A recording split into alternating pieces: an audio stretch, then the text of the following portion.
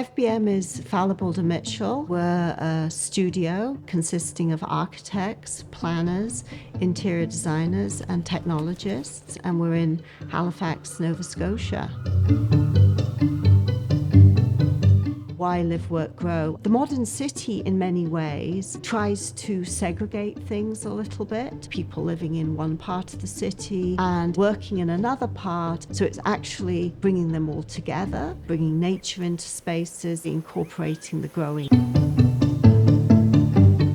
This is, of course, a particular site in the city. It has buildings on either side. It's a moderately narrow site. It's 50 feet wide and it's 100 feet long.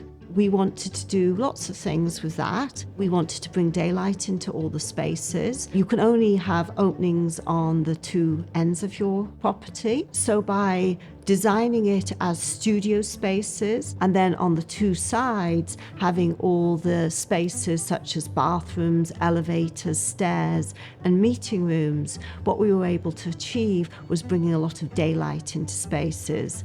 Further to that, what we did on the south side of the building, we actually pulled back from the property line and had a sunken courtyard so we could get light deeper into the spaces. In some ways, it's a very simple strategy. It's all based around how people like to live and how people like to work.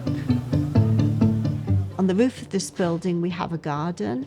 Roofs are sometimes forgotten about in buildings. We think about it as the fifth elevation, and that's the grow part of the project. If you're having a bad day, you can just go up and water the garden and have a break.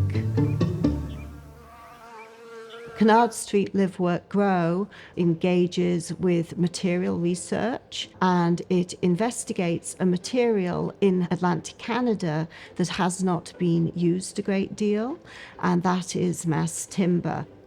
Atlantic Woodworks funded research to price the building with multiple types of construction. And what was discovered by the research was that a mass timber version was very similar in price to a concrete version.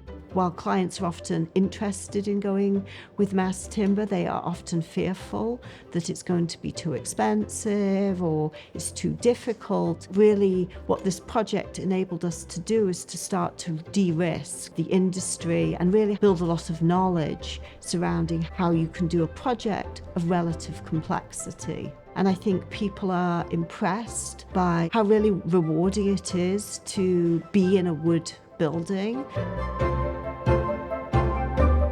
When we decided to do this project, we felt it was imperative to include some housing in the project. So we included 7 units within the building. If all projects can actually incorporate housing, in many ways it's easier to increase the amount of housing in our cities, and by integrating it closely with other different types of spaces, we'll really increase the amount of housing, but it will be more accessible as well. Through my involvement with Dalhousie, we now have funded research to look into affordable housing using mass timber. It's been very exciting to do that research, and I couldn't have done it if I hadn't worked on this project.